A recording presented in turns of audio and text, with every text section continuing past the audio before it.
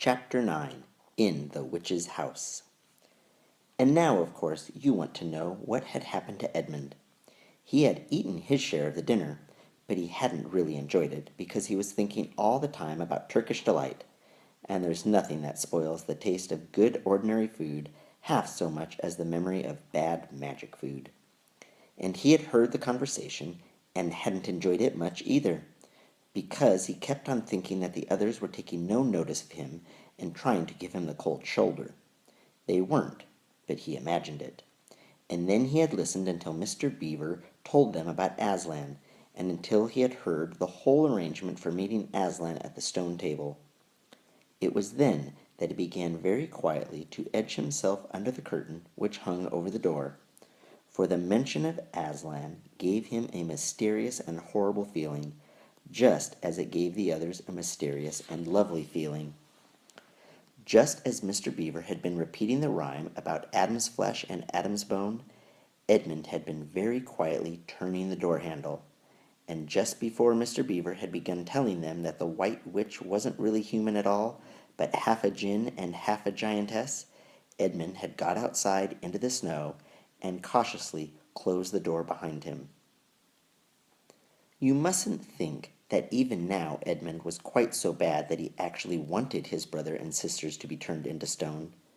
He did want Turkish delight, and to be called a prince, and later a king, and to pay Peter out for calling him a beast. As for what the witch would do with the others, he didn't want her to be particularly nice to them, certainly not to put them on the same level as himself, but he managed to believe, or to pretend he believed, that she wouldn't do anything very bad to them, because, he said to himself, all these people who say nasty things about her are her enemies, and probably half of it isn't true. She was jolly nice to me, anyway, much nicer than they are. I expect she is the rightful queen, really. Anyway, she'll be better than that awful Aslan.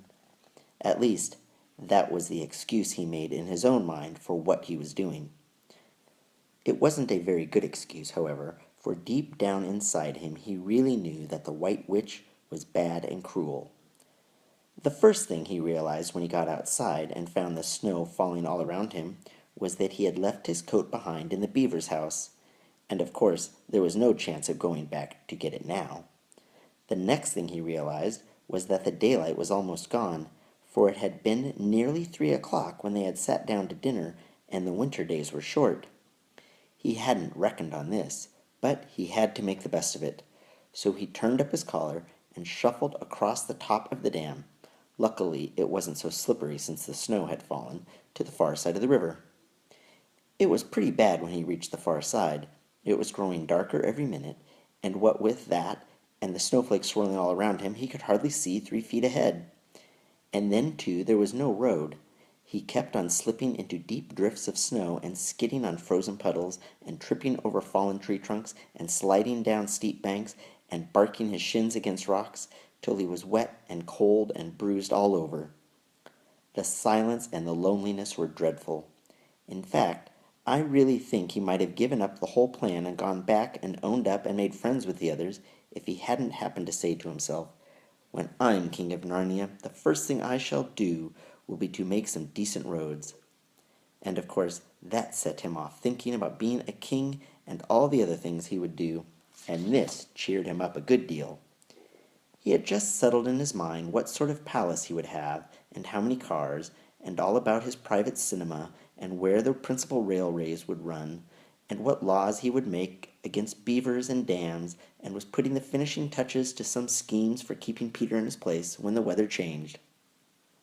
First the snow stopped, then a wind sprang up, and it became freezing cold. Finally, the clouds rolled away, and the moon came out. It was a full moon, and shining on all that snow, it made everything almost as bright as day, only the shadows were rather confusing. He would never have found his way if the moon hadn't come out by the time he got to the other river. You remember he had seen, when they first arrived at the beavers, a smaller river flowing into the great one lower down. He now reached this and turned to follow it up, but the little valley down which it came was much steeper and rockier than the one he had just left, and much overgrown with bushes, so that he could not have managed it at all in the dark. Even as it was, he got wet through, for he had to stoop to go under branches, and great loads of snow came sliding off onto his back. And every time this happened, he thought more and more how he hated Peter, just as if all this had been Peter's fault. But at last he came to a part where it was more level and the valley opened out, and there, on the other side of the river, quite close to him, in the middle of a little plain between two hills, he saw what must be the White Witch's house, and the moon was shining brighter than ever. The house was really a small castle. It seemed to be all towers, little towers with long pointed spires on them, sharp as needles. They looked like huge dunces' caps or sorcerers' caps, and they shone in the moonlight, and their long shadows looked strange on the snow. Edmund began to be afraid of the house. But it was too late to think of turning back now. He crossed the river on the ice and walked up to the house. There was nothing stirring, not the slightest sound anywhere. Even his own feet made no noise on the deep, newly fallen snow. He walked on, past corner after corner of the house, and past turret after turret to find the door. He had to go right around to the far side before he found it. It was a huge arch, but the great iron gates stood wide open. Edmund crept up to the arch and looked inside into the courtyard, and there he saw a sight that nearly made his heart stop beating. Just inside the gate, with the moonlight shining on it, stood an enormous lion crouched as if it was ready to spring, and Edmund stood in the shadow of the arch, afraid to go on and afraid to go back, with his knees knocking together. He stood there so long that his teeth would have been chattering with cold, even if they had not been chattering with fear. How long this really lasted, I don't know, but it seemed to Edmund to last for hours. Then at last he began to wonder why the lion was standing so still, for it hadn't moved 1 inch since he first set eyes on it. Edmund now ventured a little nearer, still keeping in the shadow of the arch as much as he could. He now saw from the way the lion was standing that it couldn't have been looking at him at all. But supposing it turns its head, thought Edmund. In fact, it was staring at something else, namely, a little dwarf who stood with his back to it about 4 feet away. Aha, thought Edmund. When it springs at the dwarf, then will be my chance to escape. But the still lion never moved, nor did the dwarf. And now at last Edmund remembered what the others had said about the White Witch turning people into stone. Perhaps this was only a stone lion, and as soon as he had thought of that he noticed that the lion's back and the top of its head were covered with snow. Of course it must be only a statue. No living animal would have let itself get covered with snow. Then, very slowly and with his heart beating as if it would burst, Edmund ventured to go up to the lion.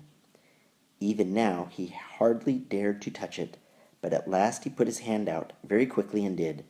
It was cold stone. He had been frightened of a mere statue.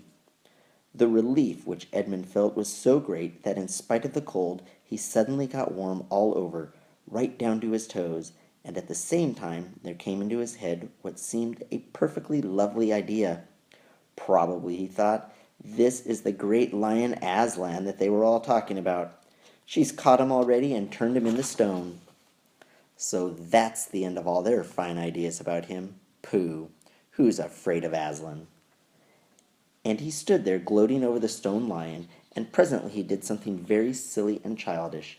He took a stump of lead pencil out of his pocket and scribbled a mustache on the lion's upper lip and then a pair of spectacles on its eyes. Then he said, "Yah, silly old Aslan, how do you like being a stone? You thought yourself mighty fine, didn't you?" But in spite of the scribbles on it, the face of the great stone beast still looked so terrible and sad and noble, staring up in the moonlight, that Edmund didn't really get any fun out of jeering at it. He turned away and began to cross the courtyard. As he got into the middle of it, he saw that there were dozens of statues all about, standing here and there, rather as the pieces stand on a chessboard when it is halfway through the game. There were stone satyrs, and stone wolves, and bears, and foxes, and catamountains of stone. There were lovely stone shapes that looked like women, but who were really the spirits of trees. There was the great shape of a centaur, and a winged horse, and a long lithe creature that Edmund took to be a dragon. They all looked so strange standing there perfectly lifelike and also perfectly still in the bright cold moonlight that it was eerie work crossing the courtyard. Right in the very middle stood a huge shape like a man, but as tall as a tree, with a fierce face and a shaggy beard and a great club in its right hand. Even though he knew that it was only a stone giant and not a live one, Edmund did not like going past it. He saw that there was a dim light showing from a doorway on the far side of the courtyard. He went to it. There was a flight of stone steps going up to an open door. Edmund went up them. Across the threshold lay a great wolf. "It's all right. It's all right," he kept saying to himself. "It's only a stone wolf. It can't hurt me." And he raised his leg to step over it.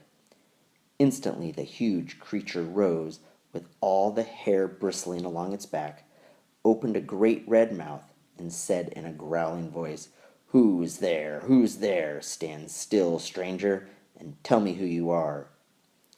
"If you please, sir," said Edmund, trembling so that he could hardly speak, "my name is Edmund, and I'm the son of Adam that Her Majesty met in the wood the other day, and I've come to bring her the news that my brother and sisters are now in Narnia, quite close, in the beaver's house.